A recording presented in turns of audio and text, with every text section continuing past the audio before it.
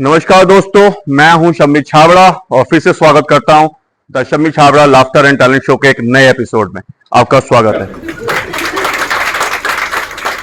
मैं आपको बता दूं कि इस शो को स्पॉन्सर किया है पिकल विकल अचार, सीधा दादी की रसोई से, भागीरथ पब्लिक स्कूल, संजय नगर गाजियाबाद और मां सरस्वती ट्रांसपोर्ट कंपनी गाजियाबाद। तो शुरुआत करते हैं इस लाफ्टर राइड का। तो आज हम बात करेंगे रियलिटी शो, इसी रियलिटी शो की। और इस रियलिटी शो में जैसे स्टैंड अप होता है और ऐसी दुनिया में स्टैंड अप्स होते हैं, अलग अलग स्टैंड अप कॉमेडियंस अलग अलग स्टैंड अप करते हैं। और जब अलग अलग स्टैंड अप अलग अलग जगह पे होता है तो अलग अलग जगह पे जाने का मौका मिलता है, डिफरेंट डिफरेंट कल्चर को देखने को मिलता है, डिफरेंट डिफरेंट लोगों से भी मिलने का मौका मिलता है। और कमाल की बात बताऊं, डिफरेंट डिफरेंट डिमांड्स भी आती हैं और ऐसी ऐसी डिमांड्स आती हैं मैं आपको बता नहीं सकता। तो मैं आज कुछ कुछ चीजें आपसे शेयर करूंगा जो मेरे साथ एक्सपीरियंस हुआ। तो एक बार हमारा शो था बैंकॉक में। तो बैंकॉक भाई चले गए, हैपनिंग प्लेस है। अभी आप लोग अदरवाइज मत लो, बैंकॉक में और बहुत सारी चीजें भी होती हैं। जो चीजें आप लोग सोच रहे हो वो चीजें तो होती हैं, उसके अलावा बहुत अलग अलग चीजें भी होती हैं। शूटिंग करने भी हम लोग जाते हैं और बहुत ब्यूटीफुल प्लेस है, पता है, आपने सुना होगा। तो बैंकॉक में शो था एक क्लब में। अब भाई शो की बारी आई, बैंकॉक घूमे, रात को शो था। अब शो में जब करते हैं तो कोई ना कोई आदमी जो होता है या औरत क्या होता है, कोई ना कोई डिमांड कर देता है। तो एक जैसे ही शो स्टार्ट होने वाला था तो एक आदमी खड़ा हुआ भाई, कहता सर आपको मेरी डिमांड पूरी करनी पड़ेगी। अब उसके साथ 4 बॉडीगार्ड। तो वैसे एक तो परदेश, ऊपर से बॉडीगार्ड वाला बंदा। तो मुझे लगा वैसे ही गैंगस्टर है भाई, एक बार में तो वैसे ही फट गए। मैं चलो डिमांड सुन लेते हैं। मैं कहा कहिए सर क्या डिमांड है। कहते देखिए सर, ये जो बैंकॉक है ना, ये फेमस है रोमांस के लिए, सेक्स के लिए। और कई बार तो इस चक्कर में शादियां भी हो जाती हैं, लोग पेयर वेयर बना के अपना घूमते घामते हैं। तो मुझे कोई ऐसा जोक सुनाइए जिसके अंदर रोमांस हो, सेक्स हो, मसाज हो, क्योंकि बैंकॉक में मसाज फेमस है भाई। तो ये 3 चीजों का तड़का उस आपके जोक में होना चाहिए। अब भाई हम भी स्टैंड अप, ऊपर से सरदार, ऊपर से गरम खून, तो हार कैसे मानते। तो मैंने कहा लो जी सुनो, इसी जोक के अंदर सेक्स भी आएगा, रोमांस भी आएगा और मसाज भी आएगी आपकी। आप भी क्या याद करोगे। तो हमने बोला कि भैया एक आदमी था, वो जॉब करता था। अब उस दिन जॉब पे ज्यादा काम बढ़ गया तो वो घर पे आया थका मारा। अब बीवी थी आज मूड में, तो बोली आप थके हुए लग रहे हो, चलिए आज आपको मैं मसाज कर देती हूँ, एक ऐसी मसाज देती हूँ, देखो आपका मूड बन जाएगा, आप भी रिलैक्स हो जाओगे। अपनी फ्रेश हुआ पूरे मूड में, और इधर बीबी तैयार पूरे ताम झाम के साथ। अब दिक्कत एक ही थी, उनका 5 साल का लौंडा जो बहुत ज्यादा नोटी था और सबको समझता था, और ऊपर से बैंकॉक वासी था तो जोर से ज्यादा समझता था। तो भाई उसका क्या किया जाए। तो पापा ने क्या बोला कि ले बेटे 10 बात ले और जा चॉकलेट खा के बाहर आ जा। बेटे को 10 बात दिए गए, बेटा चला गया, दरवाजा बंद कर दिया गया और मसाज स्टार्ट की गई। अब मसाज करते करते भाई दोनों का प्रोग्राम स्टार्ट हो गया। और जैसे इंजेक्शन तैयार था वो स्टार्ट हुआ, रोमांटिक में एंड मोड पे आया तो बाहर से आवाज आ गई, कांड हो गया, कांड हो गया, कांड हो गया, कांड हो गया। क्या कांड हो गया, दोनों का मूड खत्म, ये क्या हो गया। देखा तो भाई खिड़की खुली है और 5 साल का लौंडा जो उनका वापस आ चुका, खिड़की से झांक रहा है और बोल रहा है कांड हो गया, कांड हो गया। भाई दोनों को बड़ी शर्म आई, ये क्या हो गया चक्कर है, ये तो खड़ी चीज पे टक्कर थी बहुत बड़ी वाली। चलो कोई बात नहीं, बात को संभाला गया, दरवाजा खोला गया, बाप बाहर गया, कहते बेटे यहाँ खड़े नहीं होते, मम्मी की तबीयत खराब है, मैं थोड़ा मम्मी को का इलाज कर रहा हूँ। चॉकलेट के ऊपर खा गया, उसको छज्जे पे बिठा दिया। छज्जा जो हम बालकनी भी बोलते हैं, ऊपर जो होती है फर्स्ट फ्लोर की, तो वहां बिठा दिया। अब भाई फिर से कार्यक्रम स्टार्ट हुआ। जब कार्यक्रम स्टार्ट हुआ फिर से इंजेक्शन लगने लगा। जैसे इंजेक्शन अपने परफॉर्मेंस देने वाला था, फिर से आवाज आई, कांड हो गया, कांड हो गया, कांड हो गया, कांड हो गया। अरे भैया अब कहां से कांड हो गया। देखा तो भाई साहब वेंटिलेशन से देख रहे हैं, वहां पर जो छोटी सी वेंटिलेटर और छोटी विंडो होती है उससे देख रहे हैं। बाप का सटक गई, बाप ने फिर बुढ़ाया, ऊपर गया, कहता बेटा देख ऐसी चीज नहीं होती, माँ की तबीयत बहुत ज्यादा खराब है, एक काम कर तू छत पे आ जा। छत पे खड़ा किया गया उसको, और सारे जितने होश से सब बंद कर दिए गए। पिताजी फिर नीचे आए, माताजी को फिर से उसको मसाज दिया, दोनों की परफॉर्मेंस फिर से स्टार्ट हुई। अंदर अंधेरा था, बाकायदा सब कुछ स्टार्ट हो गया, फोर प्ले किया, सब कुछ किया, और जैसे ही इंजेक्शन लगने वाला था फिर से आवाज आई कांड हो गया, कांड हो गया, कांड हो गया। बाप हो गया फ्रस्ट्रेट, क्योंकि तीसरी बार था ये। बाप ऊपर गया, छत पे गया और खींच के चपेट मारी लड़के को। भूतनी के ये तो बता किसका कांड हो गया? कहते बबलू की माँ का कांड हो गया।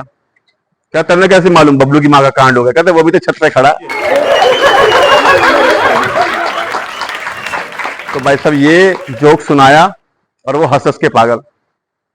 और बाद में मुझे मालूम चला कि जिस क्लब के अंदर वो जो शो हो रहा था, ये भाई साहब उसका क्लब का मालिक था। तो इस टाइप के लोग भी आते हैं।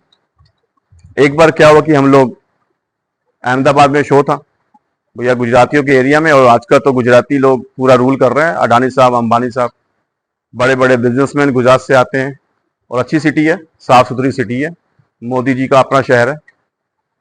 तो भाई गुजरातियों के वहां पे जाने का मौका मिला, अच्छी से सेवा की गई। अब जब वहां पर हमारा कार्यक्रम स्टार्ट हुआ तो भाई एक गुजराती पहले स्टार्ट हो गया, खड़ा हो गया, कहता भाई साहब मैं आपसे एक विनती कर रहा हूं, मैं आपको पहले ही बता दूं आप गुजरात में हो। मैं कहा हाँ, मुझे भी लगा कि मैं गुजरात में हूं, मैंने ये तो नहीं बोला कि मैं हिंदुस्तान में हूं, मैंने तो ये भी नहीं बोला कि आप हिंदुस्तानी हो, मुझे यही लगा कि आप गुजराती हो। तो कहता सर ये जोक ठीक था, लेकिन मैं आपको बता रहा हूं कि जोक, कोई भी गलत जोक गुजरातियों पे मत मार देना। आप नॉनवेज जोक मारते हो, आप गुजरातियों पे कोई भी ऐसा जोक नहीं मारोगे जो नॉनवेज होगा। मैं कहा जी आप बता दो किस तरह का जोक मारूं? कहता ऐसा जोक मारो जिससे दूरदर्शिता नजर आए, गुजरातियों की स्मार्टनेस नजर आए, इंटेलिजेंस नजर आए। ऐसा जोक मारो कि लगना चाहिए कि सीधी बात, नो बकवास, ऐसा कुछ होना चाहिए। कमाल है भाई। अब गुजरात में जाकर अभी नॉनवेज जोक ना हो तो फिर क्या फायदा? हम भी स्टैंड अप वाले थे भाई, कैसे छोड़ देते? तो मैं कहा सुनो, मैं कहा भैया डांडिया की रात थी, लड़की खूबसूरत थी, वो एक लड़के को लाइन दे रही थी और लड़का लाइन उससे ले रहा था। लड़के ने होश संभाला, थोड़ा जोश संभाला, और लड़की के पास डायरेक्ट गया और बोला कि आई लाइक यू और आई वांट टू किस यू। सीधी बात, नो बकवास। अब लड़की ने भी एक्सेप्ट कर लिया, स्माइल की, और लड़की ने बोला ठीक है, किस तो ठीक है, लाइकिंग भी ठीक है, कॉन्डम लाए हो? अब भाई ये तो पहली बार था, किस पे कॉन्डम कौन मांगता है भाई? किसी तो मांगी है, कॉन्डम कौन देगा? तो उसने पूछा यार कॉन्डम वो भी किसके लिए? तो लड़की का जवाब बड़ा एपिक था, बहुत दूरदर्शिता वाला जवाब था। उसने बोला तू मुझे पसंद करता है, तुझे मेरी किस लेनी है, जब तू मेरी किस करेगा तो तेरा रॉकेट खड़ा होगा उड़ान के लिए, तो जब उड़ान के लिए खड़ा होगा तो सही जगह पे पहुंचेगा, जब सही जगह पहुंचाने के लिए उसको क्या छतरी नहीं बनाएगा? कॉन्डम चाहिए उसके लिए। तो भैया वो लड़की का जो जवाब था वो पूरा दूरदर्शिता, स्मार्टनेस और इंटेलिजेंस से भरा हुआ। तो भाई वो गुजराती बहुत हंसा कि कुछ नॉनवेज भी कर दिया और बड़े प्यार से बता भी गया। तो इस टाइप के लोग हमें टकराते रहते हैं। तो भैया वो गुजरात वाला केस हुआ और गुजराती इतना खुश हुआ ना कि मजा आ गया। अब भैया अब जब स्टैंड अप की बात चल रही है और मेरा बावला दोस्त चौधरी नाच के अंदर आए तो बात नहीं हो सकती। और चौधरी तो हाजिर जवाब है, आपको मालूम ही है, मेरा जाट कौवा बिरयानी जैसे दिखने वाला। उसको शौक चढ़ा स्टैंड अप करने का। तो भाई साहब वो गए स्टैंड अप करने, तो किसी ने पूछ लिया अरे चौधरी साहब आपको बुरा नहीं लगता कि आपकी ताजी गर्लफ्रेंड आपको मिलती नहीं है, आपसे पटती नहीं है? तो भाई ने गुलजार साहब का एक शेर उठाया और अपने वे में तोड़ मोड़ के बोला। तो क्या बोला? हमें अफसोस काय को कि हमें ताजी गर्लफ्रेंड ना मिली, हमें अफसोस काय को कि हमें ताजी गर्लफ्रेंड ना मिली, अफसोस तो उन ताजी गर्लफ्रेंड को भी है, उनको कहाँ हम मिले। तो भैया वो ऐसे जवाब देता। तो एक बार क्या हुआ, किसी ने, एक शरारती लड़का था, उसने पूछ लिया कि सर ऐसा बताइए चौधरी साहब ऐसा कौन सा पान है जिसको खाया नहीं जा सकता। ऐसा कौन सा पान है जो खाया नहीं जा सकता? तो भाई साहब उसने बोला कि देखो भाई साहब, इसका जवाब तो दो हैं, लेकिन जो आप सोच रहे हो वो मैं ना दूंगा। इसका जवाब है जापान, और तुम सोच रहे हो स्तनपान। तो चौधरी बोझ समझदार, मतलब नव समझता था। तो मैं आपको एक बात बोलूं कि कॉर्पोरेट में हम लोग जाते हैं, नए नए पार्टी में जब होता है, तो एक जगह शो चल रहा था, और कहीं ना कहीं जब दारू वारू ज्यादा हो जाती है उन लोगों की, और जब स्टैंड अप चल रहा होता है, तो वो लोग ओवर स्मार्टनेस दिखाते हैं। वो स्टैंड अप कॉमेडी की जो कॉमेडियन आता है उसको इंसल्ट करने की कोशिश करते हैं, कई लोग होते हैं। तो ऐसी एक कपल था भाई, स्टार्ट हो गया, पतली सी बिल्कुल सिकड़ी सी लड़की और उसका हस्बैंड टिंगा था। अब स्टैंड अप से, कॉमेडियन से वाले से उसने पंगा ले लिया भाई, चौधरी से मान लो पंगा ले लिया उसने। अब चौधरी तो भैया चौधरी है, गरम दिमाग गरम खून, बदला तो पूरा लेगा। और मैं एक कमाल की बात बताऊं, जब स्टैंड अप होता है ना, और इस टाइप के जब हमें लोग मिल जाते हैं, तो हमारा आधा काम वो कर देते हैं, क्योंकि हमारे आधे जोक तो उन्हीं के ऊपर होते हैं। मेहनत बेचारे वो करते हैं, मजा हम लेते हैं, तो पब्लिक हंस हंस के नीचे गिर जाती है। तो भैया वो उन लोगों ने बहुत ज्यादा इंसल्ट कर दी। अब था बदला लेने का टाइम। हमें बोला गया कि भाई जोक सुनाओ। तो भाई जोक सुनाया गया कि सर और मैडम ये आपके लिए है, क्योंकि उसने बहुत ज्यादा इंसल्ट कर दी थी। तो भाई उसने बोला कि लेडी जो है वो अपने हस्बैंड के पास गई, बोली जी मुझे शॉपिंग करने जाना है। कहते किस बात की शॉपिंग करनी है? और बंदा जो है पैक शैक पी रहा था, कहते मुझे ब्रा खरीदनी है, ब्रेजर जो होता है ब्रा खरीदनी है। तो दो पैक अंदर जा चुके थे, कहते bra is not for you. अब bra is not for you मतलब एक तरह की इंसल्ट है। कहते you have a small things, तो bra is not for you. बंदी को चिढ़ लग गई कि भैया, तो बंदी ने एक जवाब देखो, कहते कल आप भी तो अंडरवेयर खरीद के लाए थे, it was not for you. मैंने कभी बोला साइज के ऊपर कि that underwear is not for you? भाई अभी ये तो सड़ गई, बात आगे बढ़ गई, पब्लिक हंस रही है। अब वो दोनों भिड़ गए।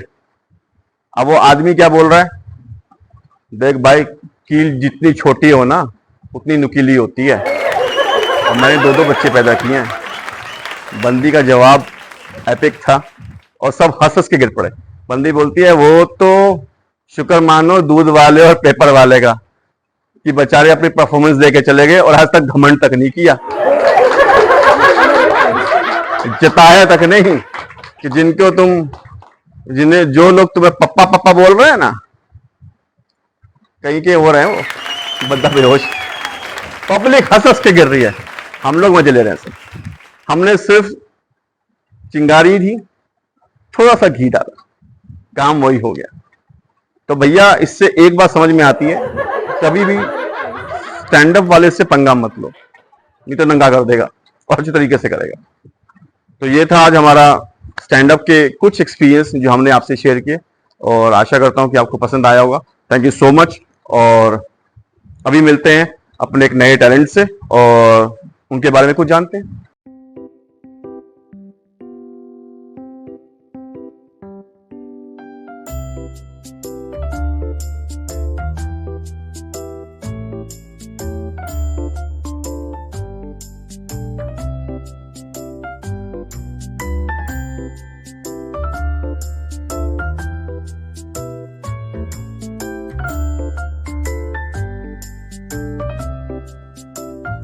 नमस्कार दोस्तों, आज हम एक नए टैलेंट के साथ में, आज मैं हयात सलून मेरठ में आया हूं।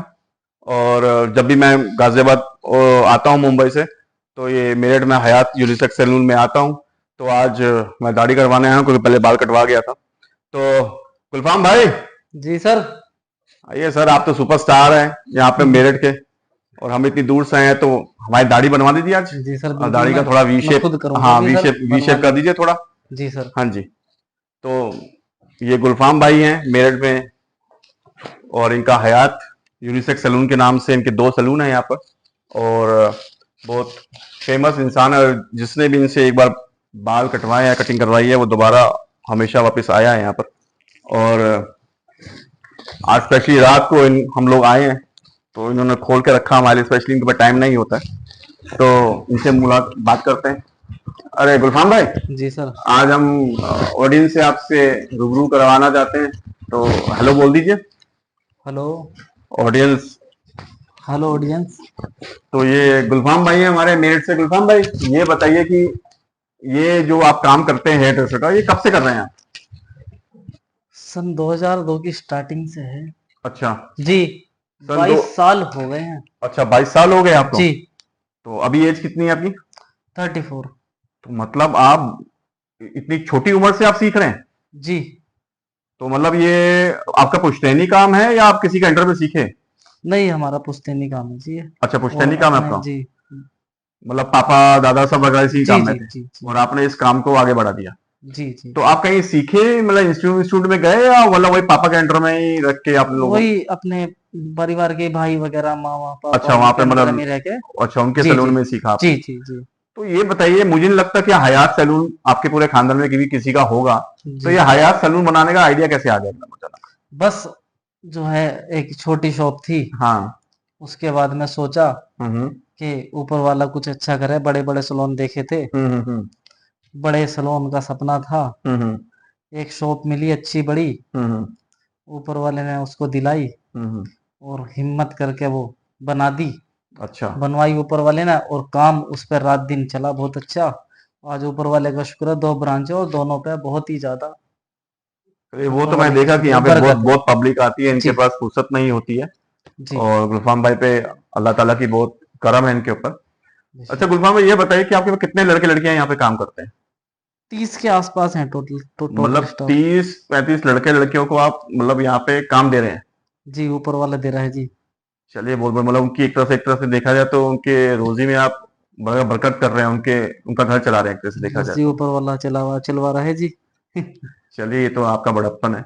जी अच्छा ये गुलफाम भाई, ये बताइए मतलब आपको ये तकलीफें क्या आती है बेसिकली जब आप किसी का हेयर कट करते हो, या जैसे मेरा कर दिया, जी जी जी। और कोई तकलीफ आती है स्पेशली कुछ करने में, अलग अलग टाइप से लोगों से कुछ करने में कुछ? अब तो एक्सपीरियंस बहुत ज्यादा हो चुका, अब तकलीफ आती नहीं, तकलीफ पहला आती थी। नहीं, अगर बाई चांस किसी से कोई गलती हो जाए तो फिर कैसे उसको आप करते हो, मतलब? अब गलती हो भी जाए ना, हाँ। तो इतना लोगों का विश्वास है कि उसको बातों बातों में अपना सब कुछ ठीक हो जाता है, ऊपर वाले उसको का मालूम नहीं शुक्र है। चलता। नहीं मतलब, जैसे भी पता भी चल गया ना, हाँ तो फिर हम दूसरे तरीके से हेयर कट करेंगे और वो संतुष्ट हो जाएंगे, हाँ गुलफाम भाई ये भी बहुत अच्छा लग रहा है। हाँ, क्योंकि क्या है धोखाधड़ी नहीं हाँ, किसी के क्योंकि साथ। हेयर कट और दाढ़ी एक जी ऐसी चीज है कि आदमी का क्या जी है, लुक ही चेंज कर देता है। जी जी। विश्वास है बहुत ज्यादा हमारे पूरे एरिया में, अच्छा मेरठ में हमारे अच्छा ऊपर। अच्छा। जी अच्छा गुलफाम भाई, ये बताइए आजकल इतने इंस्टीट्यूट खुले हैं हेयर ड्रेसिंग का, मतलब काम करवाते हैं जी सिखाते हैं बच्चों को। जी जी जी तो आपको क्या लगता है, मतलब आपके पास जो बच्चे आते हैं कहीं सीखने भी आते हैं, मैंने देखा है जी नया, जी जी। तो वो इंस्टीट्यूट से सीख के आते हैं या डायरेक्ट आपके पास आते हैं या आप सिखा देते हो? काफी सारे बच्चे तो इसी तरह से होते हैं, जैसे हमारा सलोन है हाँ हाँ हाँ। फ्रेश यहाँ पे हुआ, हम्म। वो धीरे धीरे हेल्प करके हेल्पर। अच्छा, पहले हेल्पर करते हाँ हैं, जी असिस्टेंट बनते हैं मतलब, जी जी जी जी। और फिर तो धीरे धीरे करके आप हाँ जी उनको हाँ जी हाँ करवाते जी हैं। जी। और कुछ बच्चे आते हैं इंस्टीट्यूट से। अच्छा इंस्टीट्यूट से आने के बाद में उनको यहाँ पे आके अच्छा फ्लोर पे अच्छा। इस बाल की सब किसी भी चीज का पता यहीं पता चलेगा। शम्मी भैया मैंने कितने बड़े काट काट दिए, छोटे काट दिए। सही एक्सपीरियंस मतलब इस फील्ड चेयर में, पर हाँ ही हाँ, होगा। चेयर पे बैठ के होगा। जी समझ गया मैं। जी तो आप ये मुझे बताइए कि अभी आपकी 2 ब्रांच है एग्जैक्ट, जी। ये मेरठ में, मुझे मेरठ का ये एड्रेस नहीं मालूम, मेरठ में एग्जैक्ट ये कहाँ पड़ता है ये? मेरठ पल्लवपुरम फेज 2, हाँ हाँ। चौहान मार्केट, मोदीपुरम, मेरठ।